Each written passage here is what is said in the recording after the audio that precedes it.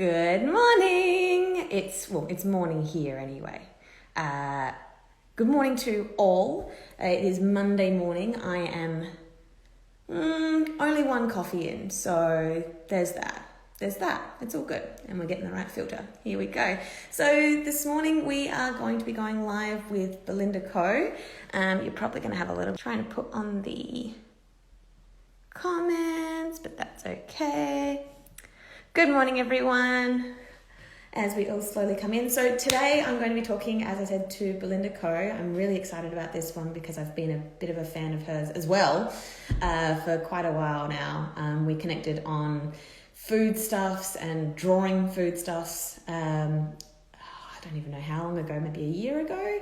And yeah, it's been really cool to have someone online who, I don't know, she seems to be blazing a path for those who are wanting to share their knowledge and teach what they know and create these kind of interactions with people who have large followings, because I do not, and that is fine. I would actually prefer to have these kind of close interactions with multiple people than have lots of notifications, because I am very bad at that.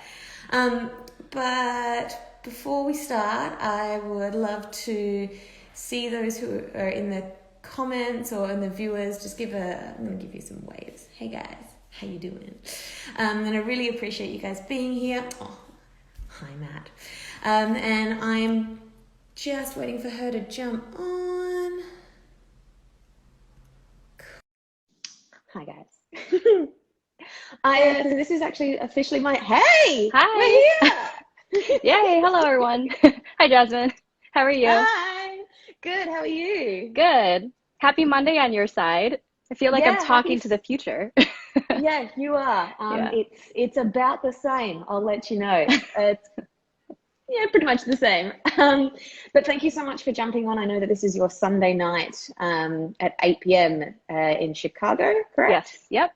Awesome. So yeah, I really appreciate you taking out some time that is kind of a little bit out of the ordinary. I really appreciate it. It's really cool to not have a kind of a chat. problem. It might actually get me out of the kids' bedtime schedule. So that's like a perk for me because they come out like 15 times. So That's fair. That's fair Mhm. enough. That's fair enough. So for those who don't know you, can you give a brief summary of yourself? I know that if I do, I'll start doing a little bit of a fangirl thing. So it's probably safer for you to do it yourself. So take it away. All right, sure. Hi, everyone. I am Belinda Kou. I am a freelance illustrator and lettering artist in Chicago in the United States. I am also a mom of two and have had a very nonlinear journey to where I am today. So I've done biopsychology major where I thought I was going into public health, and then I became a middle school science teacher, and then a graphic designer, and then an art director. And then almost 2 years ago, I left my job to pursue freelance full time. So that's where I am today. I've had the privilege of working with clients like Adobe, Nespresso, and Coach in that time. So that's been really great. Amazing. And yeah, just happy to share what I can. So thanks for having me, Jasmine. No worries. And I was saying to, I think it was Orly and Maggie, that like the great thing about us currently in our situations is we only have to be a couple of steps in front to be able to throw the hand back and pull someone through and say, hey, I've kind of taken this path. There's a stick there. There's something you should watch out for there. And this part's really easy, but this part's really hard. And so I love that kind of idea that you're able to kind of pull someone through with your experiences. Yeah, definitely. Because it's like if you take 10 steps ahead, at least for me, I have a terrible memory. So I'm not going to remember those first few. So I'm like, let's share it now before I forget while it's still like useful, So yeah.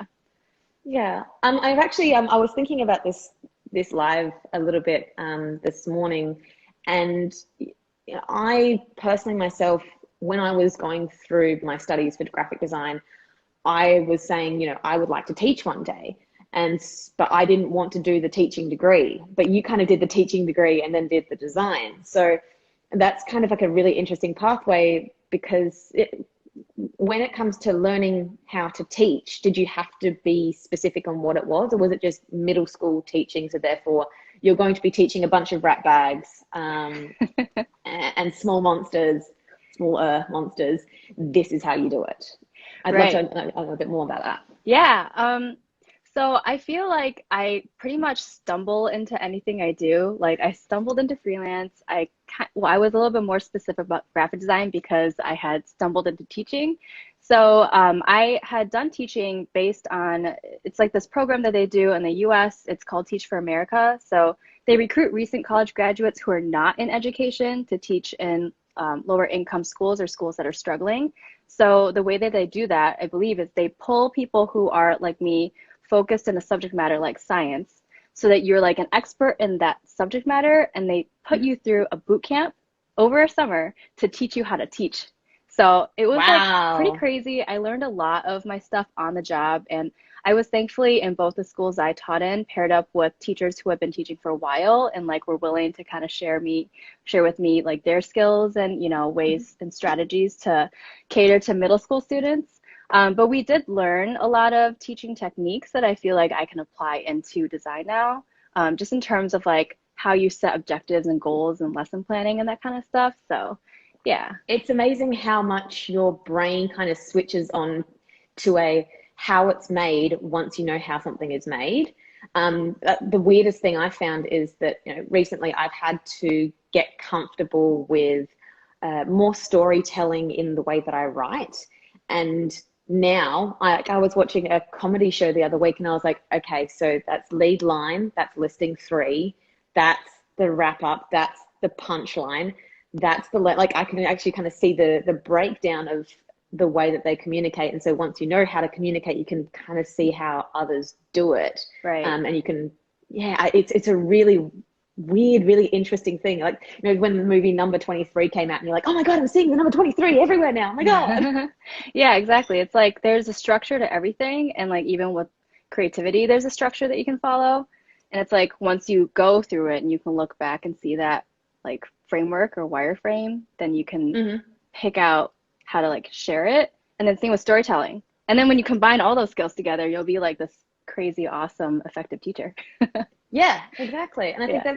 that, the idea that we're all kind of teachers in our own way is a Hmm. really good way to kind of approach it, because that's, I think, would you say that the current secret to your like massive following and your I believe that you have notoriety within the illustration industry at the moment. I don't know about That's what, that. well, I think you do. So Yeah. I would say that a lot of your popularity and notoriety as of recent has come from the way that you teach on your reels and your visual teaching skills. That's what I would say. What would you say is kind of the secret that's been working for you at the moment? Yeah, I mean, recently I would agree it has something to do with just like sharing, especially the procreate stuff. There's like a whole world of procreate people out there that I never knew existed, and we're all just getting Hmm. connected through these videos, which is pretty awesome. And yeah, it's been like really great to be able to just share those like tidbits of knowledge to people and actually have like a response back that it was actually helpful. So I would say I would agree with that. Mm. Yeah. I also like that. Like, I've been really adverse to reels Hmm. because I don't want to do the dances or the I can't points. dance. I can't dance. Well, I would say I can't dance as well, even though I did go to a school for musical theatre and dancing. And anyone who saw my stories this morning saw me doing a stress dance, just like I chucking saw on some that. I was like, Timberland. And Jasmine's yeah, got moves. I had to do it. It's just too much. But I like the way that your reels aren't cheesy sleazy. Like, they're Hmm. just they don't feel like you're going, okay, yeah, it's that trend, cool, got it. It's like it's just really this, and yeah, I just really like the way you break down the teaching, and I really appreciate it. No, thank you. Yeah, I Yeah, mean, great. part of it is because I cannot dance. I think that there is definitely like a very special way that you can share a video if you've got the dancing skills and the teaching skills. Like, I feel like there's potential for you, Jasmine, to do something like that once you embrace the reels. It'll take a while. It always takes me a long time to embrace something new, but I got Yeah. lucky and I was already doing TikToks by then after resisting for like half a year. So Yep. that's the Yep. only I'm one reason of why those it worked people out. that downloaded TikTok like early last year and went, this is fine. This is fine. Now I'm just like scroll, scroll, scroll. Yeah, I know. But I've been recently going back onto the reels and saving audios because I'm a Hmm. business account so that I can do auto posting, but you can't do like you can't, there's not as much audio content available to business accounts, which is great. Um, but anyway, I've, had my gush moment. Let's talk about pricing, because that's why I wanted to get you on here, because you've got a different kind of take on pricing, which I think everyone does. So correct me if I'm wrong. So a lot of your creative or priced work at the moment is through an agent, or do you have more for yourself, or how does that work for you at the moment? Yeah, so right now my relationship with my agent is still pretty fresh. So I think the experience that I can offer on the side is what I've done personally, but they have I love since that. taken over, which has also been really nice to do that part. But yeah, I can tell you what Okay, I've learned before then. so let's look at the like when it comes to pricing and pricing your work, when you've done it, how do you prefer to, and why do you prefer to do it that way? Yeah, so I have just defaulted completely to offering flat rates for projects. And it's worked for me because I found that like between illustration and design, like illustration, the scope or the process and what you expect to make for that client is pretty clear right off the bat. Whereas with design, it's a little bit more ambiguous. You have to, I'll do like a lengthier process. And once I kind of shed that part of my service, when I realized, oh, that's actually not something I'm really that great at. There are other people who are better than me. I'll just focus on illustration. I found that the flat rate has been a much easier way for me to kind of go about quoting projects for clients. And so would you say it's for the most part, like you're looking at the value and then charging the flat rate, or is it more so calculating the amount of hours and the materials and everything, and that's the flat rate, or is it something in the middle? Yeah, it's kind of like something in the middle. So I have generally when I quote projects, I have a design or creation fee. So that has, I know Jessica Hish, when she shared her dark art of pricing, she calls it like That a thing was secret hourly rate. amazing. Yeah, that's a great resource. So I would say, like if you don't have it, you should definitely get it because it's awesome. Definitely. Yeah, so I have like that kind of thing where the hourly rate is kind of factored in, where I estimate about how long it'll take me, as well as just like a bit of value as well for my creation fee. So that's how much I would charge for creating an original art piece for that client. And then on top of that, I tack on things like factoring in like how long is this client wanting to license this artwork for? Where are they planning on sharing it? If it's for social media, like across how many channels will it be? How long do they need to use it for? Do they expect me to promote it and post to my grid and share in stories as well or not? Oh, that's a good one. I haven't heard that one before. That's good. Yeah, so those kind of things need to be factored in. And then, that's part of what you should, for social media, you should include that in your creation fee, because you're not just creating original artwork, but if they need you to promote it, you have to create the caption and the copy for your stories as well. And that takes time. So that's all stuff that should be factored in. I think I've kind of, when it comes to design, it's a little bit harder to kind of put a license on whatever you're designing. Whereas when you're illustrating, it's a little bit more, this image will be featured throughout this. And I think Maggie and I were talking a little bit about the kind of licensing, that the creation fee and then the licensing for whatever it ends up being. And it's a world that until probably a couple of years ago, I never even knew really existed. Yeah. And I think Katie made that, and Ilana Griffo were like some of the first people that introduced it to me, of all things at Letter West, the last time that there was a Letter West. But, I roomed with Katie, and so learned a lot from her, kind of going, oh, that's what licensing is. And it's definitely new territory. So anyone who's watching, don't feel like if you're going, oh, licensing, I didn't really know much about it. Should I have known all this time? No. But use it as an opportunity to upskill, use it as an opportunity to learn, I guess.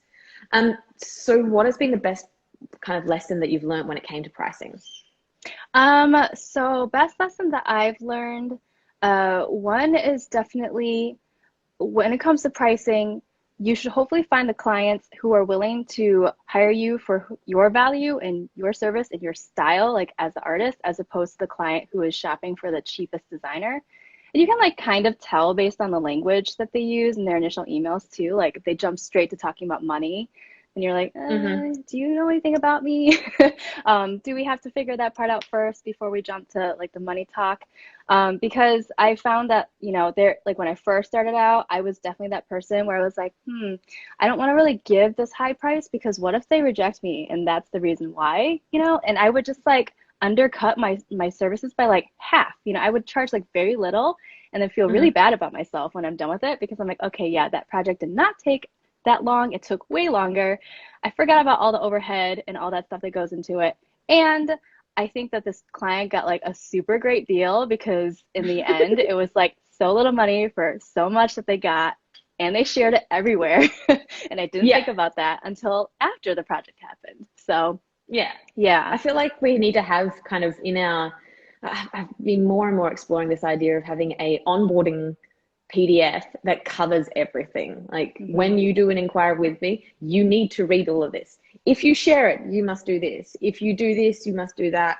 Um, if I share it, I will be giving you the notoriety and the credit and whatever needs to be. Like it's not as serious as a contract, but more so like a this is what's going on. And if you don't want to kind of abide by these commandments, bye. Like you have to Yeah. let it go.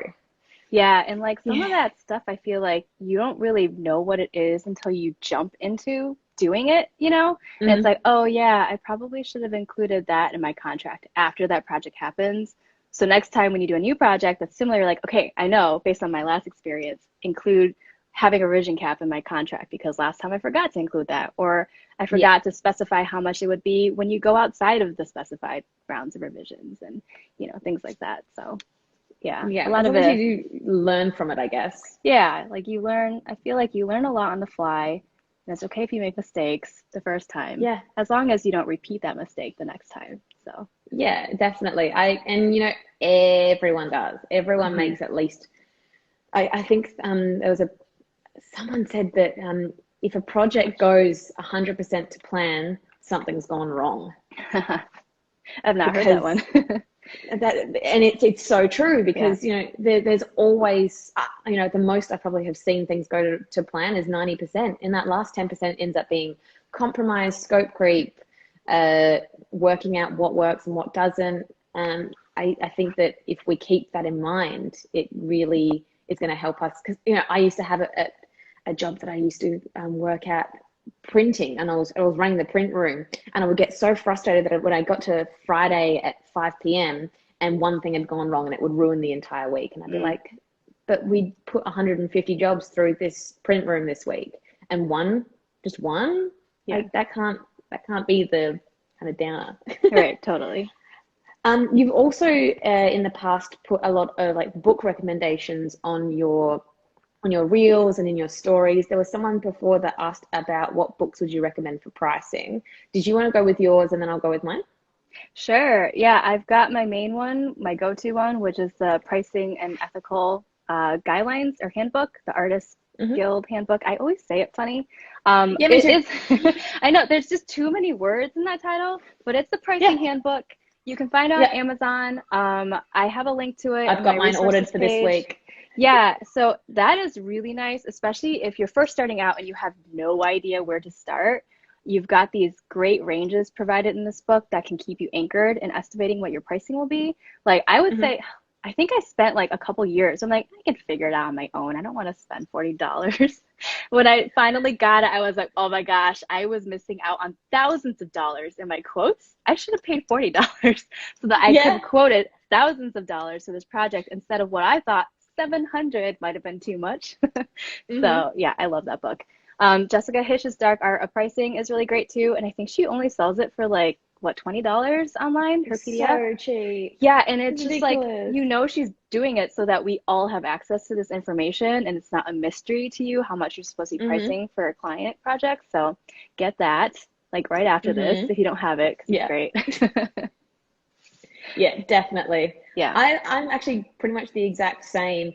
That's kind of where I get a lot of my pricing stuff, but you know, blogs, online resources, but also like you know, if we're talking about just books, I'm exactly the same. But if we're talking about other kind of areas, I talk a lot to the community. I talk a lot to people who I think that are on the same wavelength as me, that are similar industries. And I've even had jobs where I've quoted for, and then and there's another kind of design studio 2 doors down. And for some reason, the client contacted them as well, not knowing that we were 2 doors away from each other. That happens. How that happened, I don't even know. Yeah. But then we ended up comparing prices, and we were completely different. Yeah. And it was really interesting because we both said, like, okay, so we've charged more for that one, but less for that one, and the other person's flipped the other way around.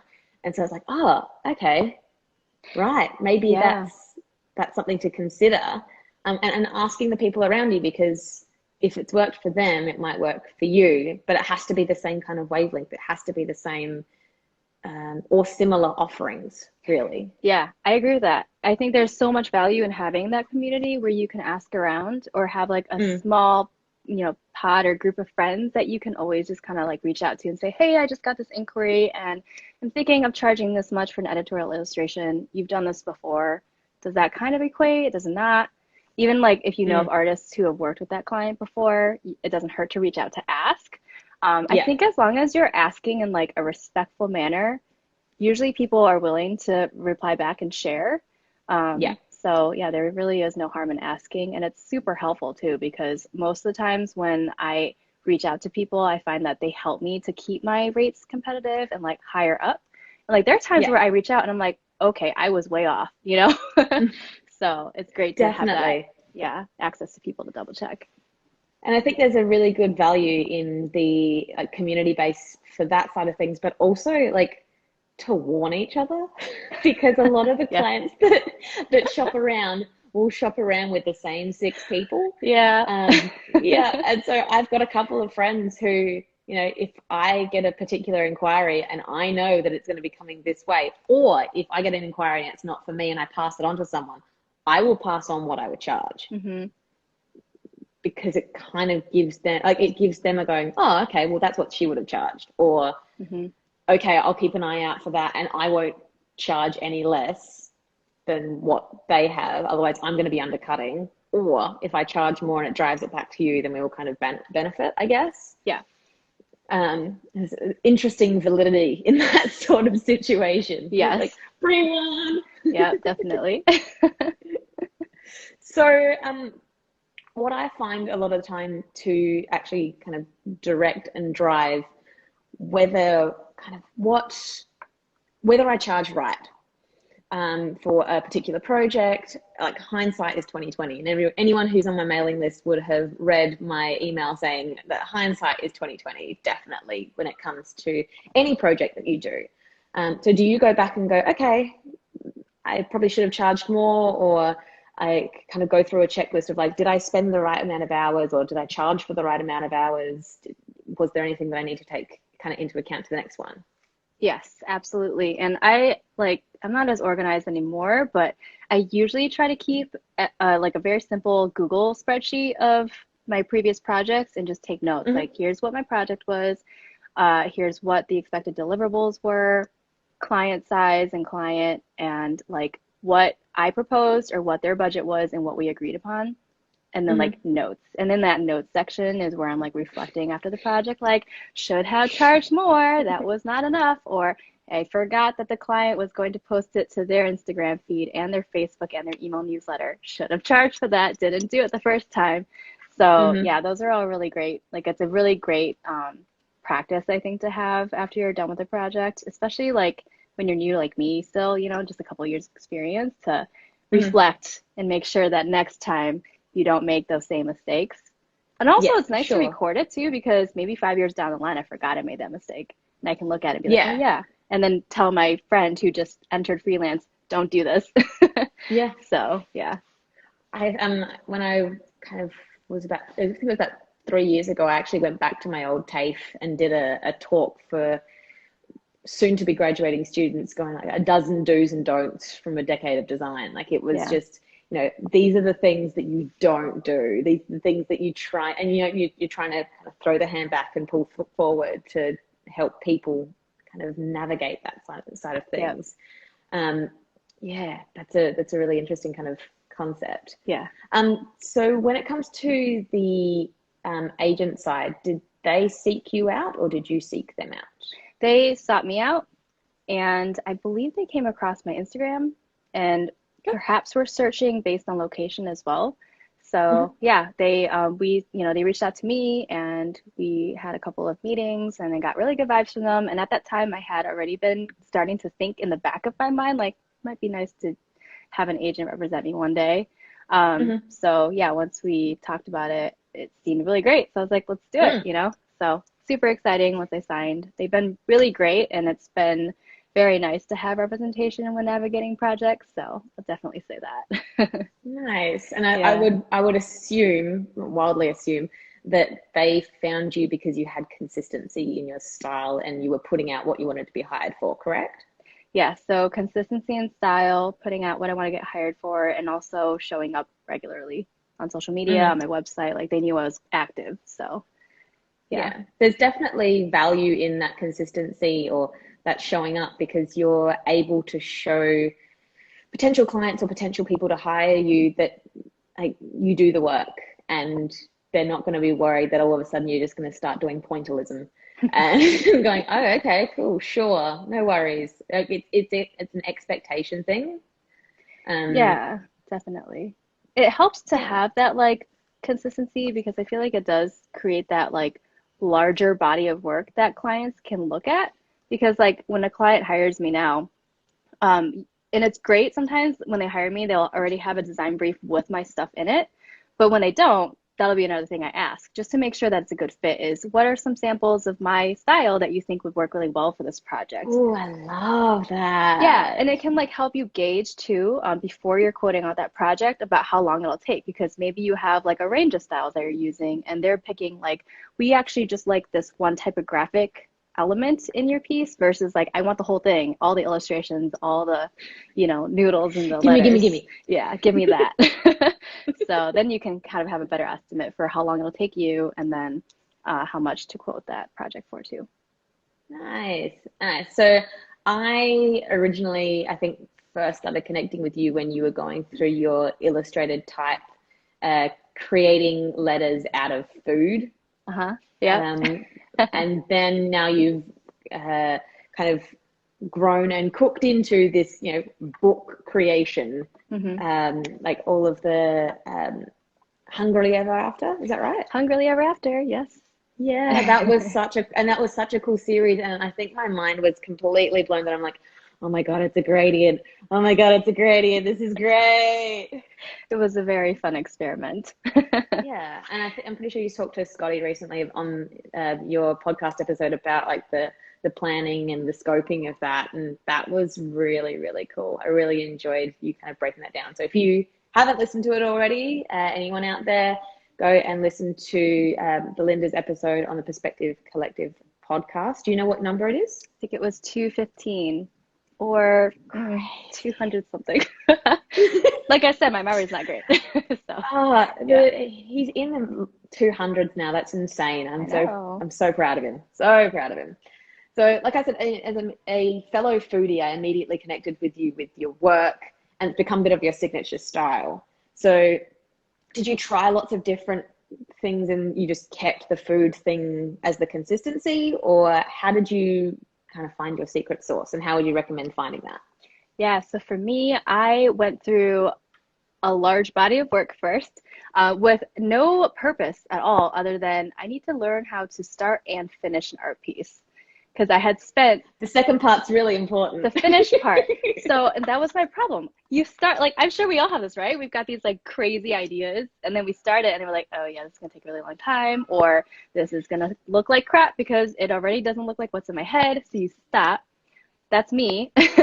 So once I realized that, I'm like, I keep talking every year about how I like to letter, but I have nothing to show. I decided, let's do it. Let's do this daily project where for 7 days I will have a piece of art that I finish within that day. It was super simple. I was like, Monday, I will letter Monday. Tuesday's Tuesday. And then once I reached 7, I was like, okay, I think I can keep going. Now I ran out of days of the week. Now I need to figure out something else. And you can't redo Monday. I can't do it again unless I want to do a different style. I'm like, this is not going to carry. I'm going to get so bored. So I started doing other things, and then as I was going through that, I realized I wanted to get a little bit more complex, add, go to quotes instead of just like a single word, things like that. And after 100 days, I had this body of work to look at, and I noticed in the 100 days, especially because I was pulling out random ideas spur of the moment, a lot of them were food related, and those are the ones I like the most. So that was like my first little, oh, okay, that's cool. But I didn't even hear about niches until way later. So I just kept going and drew a lot, and then did a couple of series. And after I think it was like a year and a half of work, that was when I decided, let's try this food thing. Everyone's talking about niching down, and I guess I'll just try it and go super deep and, figure out what kind of experimentation I can do within those constraints. And it kind of just grew from there. But what would I say? Okay, so finding your secret sauce is a lot like real life finding a secret sauce. You have to try it. And it's almost like finding a favorite food. Like, how do you know what your favorite food is? Like, mine's ramen. I figured out because I tried it, right? Big surprise. Like, I tried it, I loved it, and every time I don't know what to eat, I default to it. So with your lettering or your, with your drawing, like, what have you tried before that you absolutely loved? Excuse me. And when you're like, trying to figure out what to do next, what is that style that you default to? And if you find yourself gravitating towards something, I would recommend, and if you're like really sure about it, you're not just like, do I like this or not? But you're like, okay, yeah, I've drawn this like 10 times and I love it every time. I would recommend just kind of focusing on that. I say 3 months because it's like a quarter of a year. Seems kind of like a long time if you're creating regularly. Just like focus down on it for a quarter of a year and see if you like it. If you like it, keep going. That's kind of what I did. Yeah, and I think that a quarter of a year, it might seem like a long time, like that's 120 days, but you're going to look back at it and go, okay, 69, no, it's 90 days. It's like, I think I said a quarter. I'm like, did I do my math right? Whatever. No, it's Monday, it's still morning, it's fine, it's all good.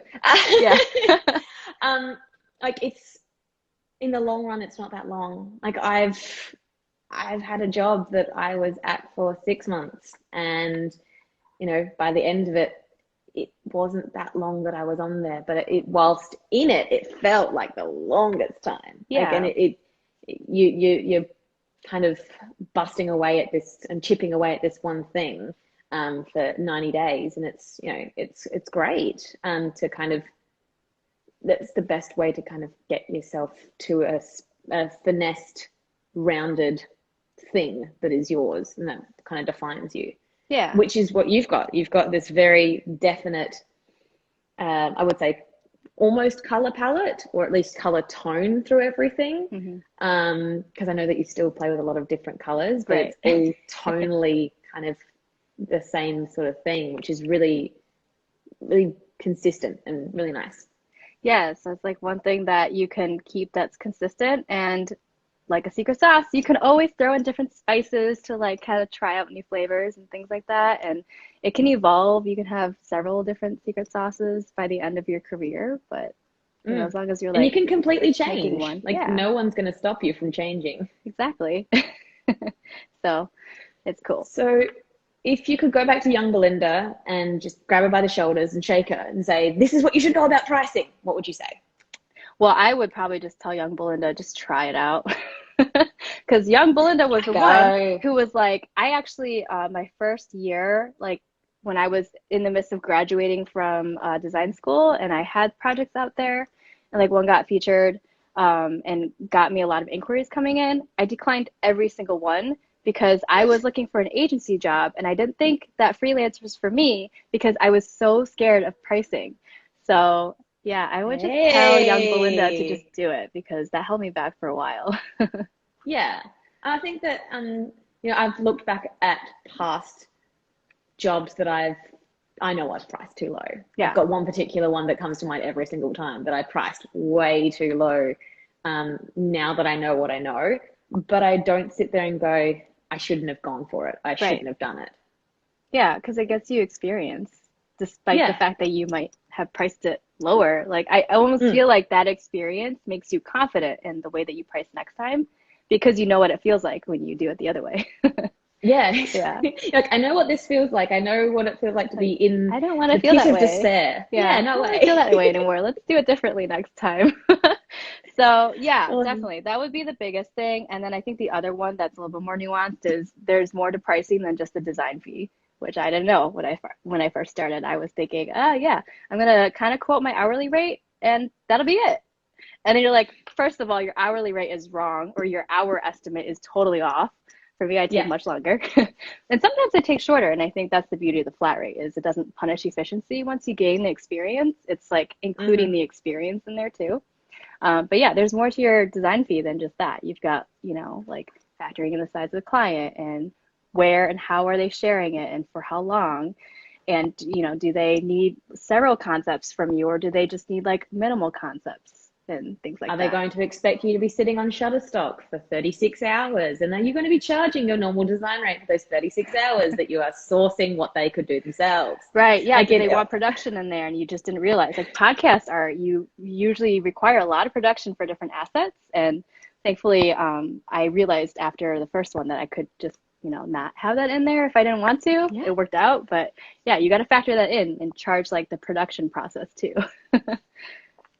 all learning experiences, most definitely. Hmm. So I think the thing that you and I have most in common is we both are trying to share our learnings and teach what we know when it comes to freelancing and how to kind of build a better freelance business for yourself. And so we actually both have freebies at the moment. And I was I had a bit of a chuckle because yours is recipe for success and mine is recipe for creative success. Yeah. So we're basically like both marinating on the same wavelength. Yeah. It's like when you want to try out a recipe for something, right? There's always a few different offerings that you can test out, and then you take what works from both of them or several of them and you make your own. So, Mm-hmm. yeah. We have a theory in my house that if you enjoy a meal, enjoy it because it's never going to be the same again. Like Right. I'm really good at cooking something perfect the first time and then never again. Like it'll never be the same ever again, no matter how I try. Like So if I ever I come cannot over tell for a you. dinner party, come over for that time that you try a recipe for the very first time. That's what you're saying? Yeah, Okay. yeah, exactly, exactly. So Chicago to Melbourne, you should be here sometime tomorrow. You should be Okay. fine. It Yeah. should be good. Yeah. Here we go, confession time. I've never had ramen. I can't believe it. You spent all that time drying ramen and you never had it? Ah! I You know. need to try I've it. spent so It's long. part of I your do. research as a food illustrator is to eat the food while you're drawing it, for research Right. purposes. Right. Well, I can probably talk half about it. Next week, I'm going to be doing a webinar, and I feel like I should be sitting here eating pie Hmm. the entire time, just Yeah. munching on as I'm You can presenting. use it as an Right. analogy. Like, let me give you a slice of this pie, a slice of this advice. Yeah, yeah. And I'm eating my words. It's fine. It's all good. Yeah. It's coming out So in the form if of you, value. yeah, exactly. Yeah. Not project, not hourly. It's value. It's value based. So if you enjoyed this little ditty, this either Instagram Live if you are tuning in live or IGTV if you are tuning in the future, if you head to easyaspiepricing.com.au, you can grab my pricing freebie, or if you head to Belinda's Instagram now, I believe that you access it through your bio.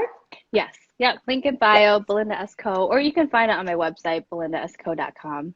There's a button Mm-hmm. that says get freebie. There's a button. Yeah. Look for the freebie Press the button. button. Yeah, yeah. And my last question, and it's been kind of sitting in the back of my brain going, what's the S for? The S. So Belinda S. Kou is S for my middle initial because Belinda Kou was taken, I believe, for Gmail or something. So yeah, I added that middle initial and it is not used anywhere, it seems. So it works out just to have that Yeah, mine's consistency. JH Designs, but I'm Jasmine Designs. JH is Jasmine Holmes, my full name. And Jasmine Designs is taken by someone who has no posts and 8 followers. So it kills me, just kills me inside. That is frustrating. Nice. So cool. Thank you so much for joining me. And if you want to download either of our freebies, head to the places that I've spoken about already. If it's on the IGTV, I'll put all the links in the bottom. But thank you so much for joining me, Belinda. I really, really Thanks for having appreciate me, it. Jasmine. Happy Monday. Happy Monday. It's Yeah. now 11:45. I'm going to go and grab some lunch. Yeah, Maybe some maybe you ramen. should get some ramen. Maybe. Tell me how it is. Will Anyway, do. thanks everyone. Thanks so much. Okay, bye. Bye.